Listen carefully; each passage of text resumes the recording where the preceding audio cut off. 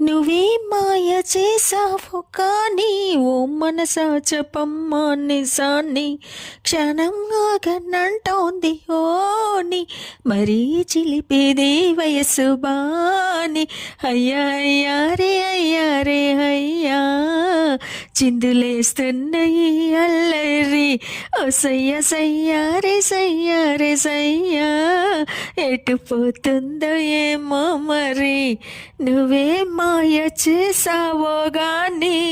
ఓ మనసా చెప్పమ్మా నిజాన్ని